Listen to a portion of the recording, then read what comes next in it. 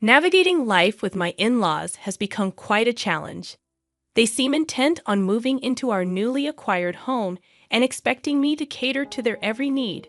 The irony is, as soon as I began to find success and make money, their demands escalated. It's disheartening to see one of my life's biggest dreams coming true, only to have it undermined in the most absurd way imaginable.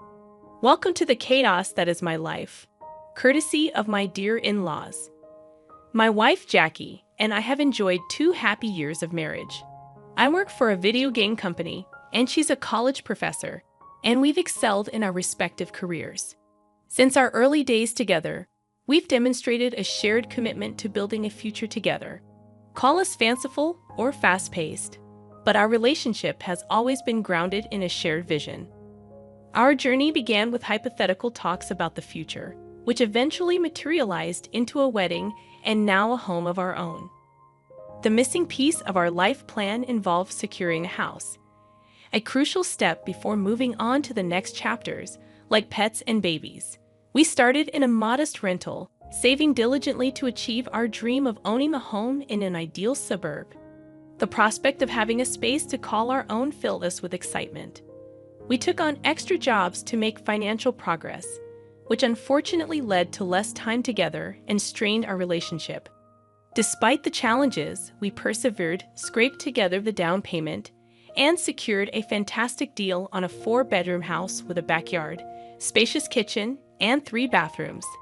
The house even came furnished, thanks to substantial gifts received after our wedding. This achievement marked not only a milestone for us as a couple, but also a triumph in the face of economic challenges. Our home symbolized the unbreakable bond we shared. The only remaining task was to complete the purchase of white goods, a relatively easier step given the generous gifts we received. Yet, as we reveled in our success, the intrusion of my in-laws threatened to overshadow our joy and complicate our happily ever after. We invested in essential appliances, including cleaning machines and an executive refrigerator, enabling us to weather the situation for a few months. The first night in our new home was a joyous celebration, marked by a mini party with our closest friends and family. However, the tone took a somber turn when my in-laws subtly hinted at their desire to come and live with us, an idea that now haunts my thoughts. Let me provide some context about my in-laws. Outwardly, they are individuals who consistently present a facade of laughter and contentment, appearing to be exemplary parents to the world. However, beneath this veneer lies a darker reality that Jackie, my wife, has shared with me. Her childhood was marked by physical abuse and mental punishment, with her parents instilling bizarre beliefs, such as considering cartoons as satanic, deeming colored clothes unsuitable for public wear, and asserting that candy caused cavities almost immediately. These were traumatically misleading messages for children. Jackie's brother, Joel, the family clown and the youngest sibling, faced rejection when he came out about 6 years ago, shortly after Jackie and I began dating. The parents did not handle his revelation well. I recall moments when Jackie seemed avoidant and irritable in the early stages of our relationship. I initially thought it was directed at me, but I later learned that these emotions were a result of family arguments involving Joel splashing onto her and their other brother. Despite Joel's relatively reserved nature, several disputes led to him leaving home. Initially, he sought refuge with a friend who offered support in dealing with his problems. However, after subsequent arguments, following the conflicts Joel had with Jackie and the other brother, he moved out, and to this day, his whereabouts remain unknown. Occasionally, he sends messages to Jackie and his siblings assuring them that he's fine, but he refrains from disclosing his location until his parents accept him. Regrettably, the older generation is steadfast in their refusal to embrace their son as he is, choosing to lose him rather than love him unconditionally. The question looms: do I want these individuals to be part of my son's life? Frankly, they're not even the type of people I wish to be associated with. Their pride in an old-school mindset clashes with my values. I refuse to be someone who lacks respect for others or, worse, pretends that everything is fine when it's not. Adding to my disdain, they now want to invade our home. They approached Jackie, and notably, I was excluded from that conversation. They didn't ask if they could move in. Instead, they issued it as a directive. Jackie's relationship with her parents is complicated. She doesn't want to be around them, yet she grapples with the belief that parents are parents and blood ties are unalterable. I'll admit that I've never been their favorite, for reasons ranging from my job in the lucrative video game industry to the fact that I have tattoos, which they associate with the devil. When I heard about their plan to move in, I adamantly said no. I urged Jackie to talk to them, but she insists she's tried, leaving me uncertain about how this situation will unfold. Fast forward to the present, and the scenario has become utterly bleak. My in-laws arrived with their car and suitcases, ready to move in. It's been a week since then, and conflicts have erupted. The primary issue revolves around their car, which they consistently leave in the garage, inconveniencing us. We must seek their permission to access our own truck when we need it. Despite being the ones who go out the least, they insist on keeping their car in the front for emergency exits. This ongoing clash has made the situation increasingly difficult. Yeah, I get it. It's understandable. But it's still incredibly annoying. They even made Jackie late for class because they left without the car and took the car keys with them, leaving us locked in. Jackie had to resort to taking the bus, arriving almost half an hour late. The worst part is that they don't seem willing to change or comprehend the impact of their actions. We've spoken to Jackie's brother Jonathan, but he feels unable to assist right now, given his 3 children and smaller, less comfortable house. We don't want to burden them further. My in-laws have their own house, and yet they seem to do this just to irritate us. Despite their age, they don't require special care. In fact, being in a place like this only stresses them more. It's not that I dislike extra help, it's just that they are like pieces of furniture, utterly useless. At least furniture is comfortable and helps you relax. They are the antithesis of furniture, annoying by their mere presence. It's only been one Sunday since they arrived, and if every weekend is going to be like this, I'd rather not have them in the same city. My mother-in-law blared the religious channel at full volume, disrupting one of the few occasions where Jackie and I could sleep in. Meanwhile, Jackie's dad smokes like a chimney in the courtyard, and the smoke occasionally wafts into our makeshift office, permeating the room with the scent of nicotine. It's unpleasant, makes me cough, and raises the risk of getting sick. Jackie tells me that her father quit smoking years ago, but picked up the habit again at 70, feeling that at that point, nothing else could hurt him. There are many aspects of this situation that worry me, but one specific concern is their hinting at bringing all their stuff from the old house to sell. This move would make their stay with us permanent, and that fills me with dread and sadness. As absurd as it may sound, my in-laws aren't fans of pets, and they refuse to adopt any animals. This leaves me wondering when they started having more say in my household than I do. Regarding Jackie, she does her best. But the biggest issue lies in the fact that I spend the most time in the house, making the experience incredibly uncomfortable. Besides, they treat their daughter like a servant, asking her for breakfast and to buy medicine. I've offered to help, but she can be stubborn, insisting that, as her parents, it's her responsibility. I don't want her to shoulder all the chores, understanding that she can get very tired. At this point, I feel useless in my relationship. Update number 2. Thank goodness this remains anonymous, as I wouldn't want my acquaintances to know that, like much of the world's population, I despise my in-laws. Mary and Joseph couldn't be worse as housemates. They've completely taken over the home that Jackie and I painstakingly built from scratch, from the decorations to our daily routine. Even the most personal touches, like buying tons of tapioca and putting up decorations from their trips around the country, now define more than half of the house. It no longer feels like the creation of a young couple, but has been transformed into their new sanctuary, and it disgusts me. Friction on both sides has escalated. There was a day when I was taking a bath, and my father-in-law casually announced that he was coming in to pee, claiming the upstairs bathroom was better. I protested, stating that this was a blatant invasion of privacy. However, he argued that I had the curtain drawn, so there was no need to be upset. Keep in mind, we have 3 bathrooms, and neither of them contributes to other aspects of the house, such as preparing meals. Jackie learned to cook with her siblings because it was a matter of life and death for her mother. However, the in-laws show no interest in contributing to household tasks. I thought they'd be a humble family that not only respected but also took advantage of their daughter's culinary skills. Instead, they are solely interested in the house, reducing Jackie and me to serving as tissues. Cheap ones at that. Our attempts to host friends have been marred by constant complaints from the in-laws.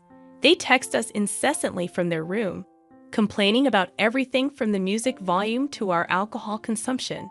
They even insisted that it's impolite for hosts to drink in their own house. Now, our friends formally decline our invitations, and it's disheartening. We're forced to sacrifice our social life to accommodate unwelcome guests in our own home. Update number 3. I finally experienced a brief period of peace at home. Jonathan, Jackie's brother, understanding our situation, decided to take my in-laws for a weekend under the pretext that his children would spend more time with their grandparents. We were immensely grateful, seizing the opportunity to enjoy some privacy. Friday was spent sleeping until noon on Saturday without worrying about a thing. On Sunday, we watched movies and tried out a couple of recipes we've been wanting to make for a long time. As hard as it is to admit, we felt like we still had so much more to do.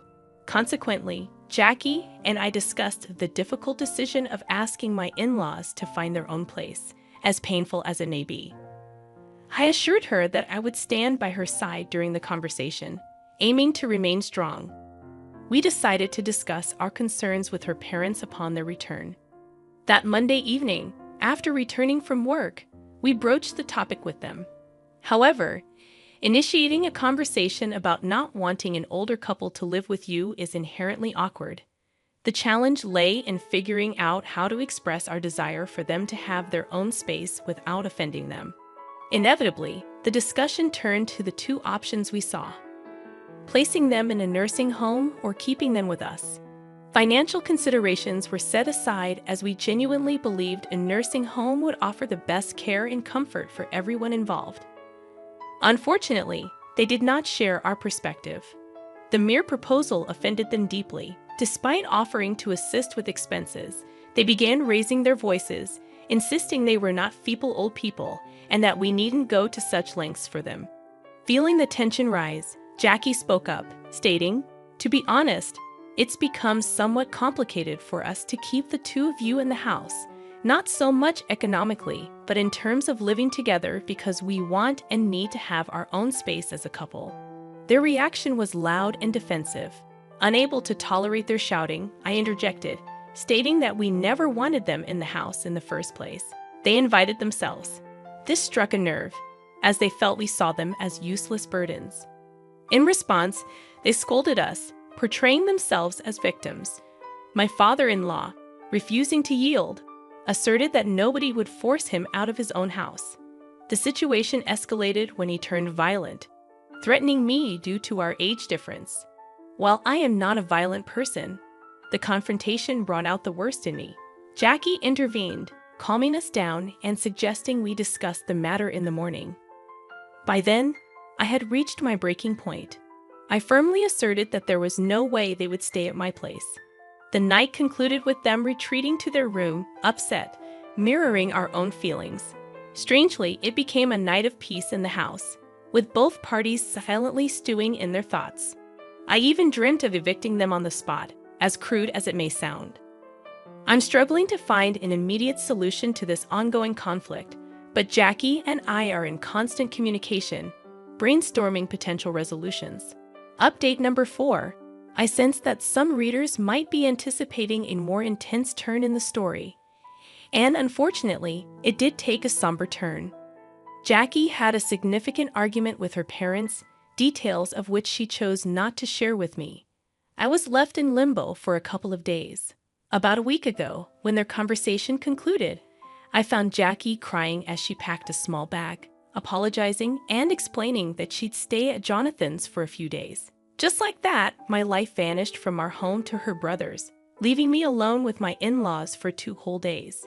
No one addressed the situation with me during that time, and Jackie, through occasional messages, assured me she'd be back soon, enjoying time with her nephews.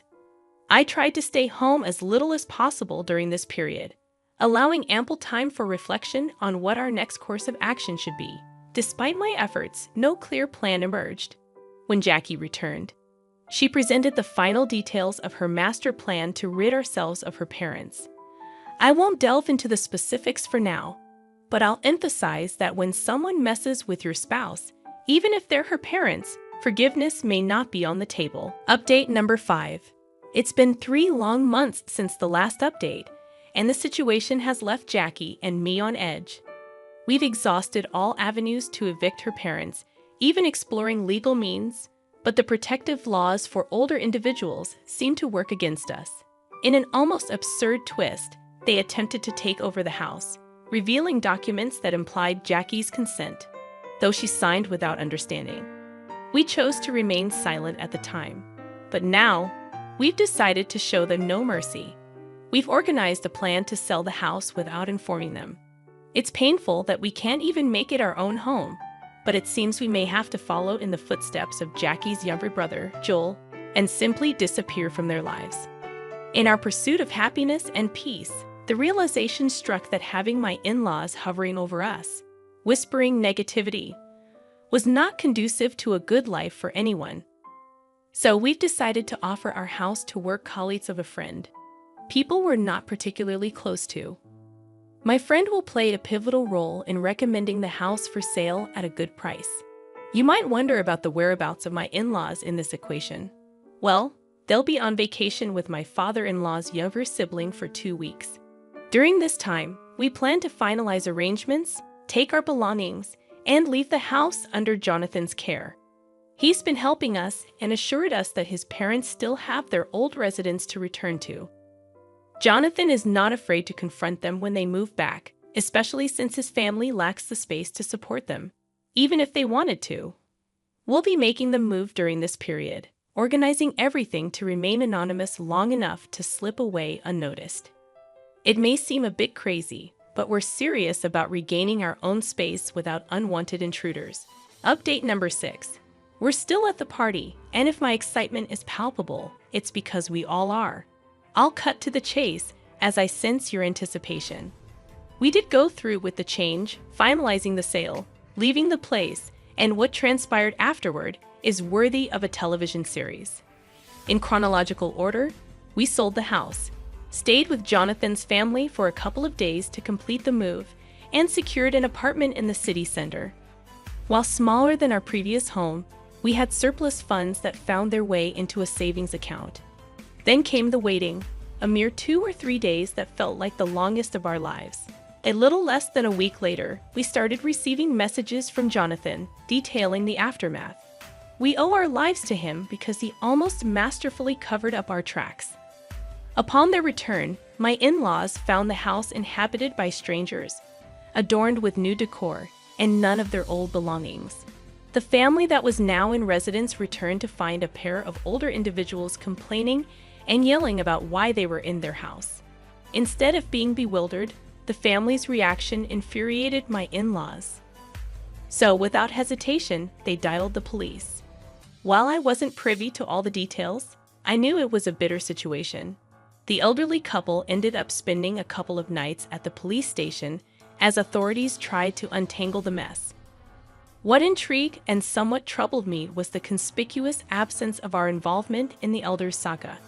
The new owners reached out to us, but we insisted they relocate the elderly pair due to the potential legal ramifications of illegal trespassing, a demand they promptly fulfilled. Legal disputes ensued, and we closely followed the proceedings. Thankfully, we remained unscathed, only providing some private statements. It was a trying time, and Jackie shed many tears, but ultimately, we emerged victorious.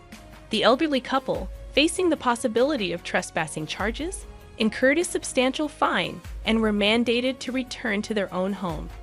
This marked their lowest point, as they were already established in a residence, making the legal implications quite severe. In a nutshell, we got what we desired.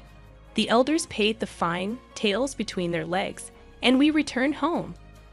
According to Jonathan, they couldn't have been angrier.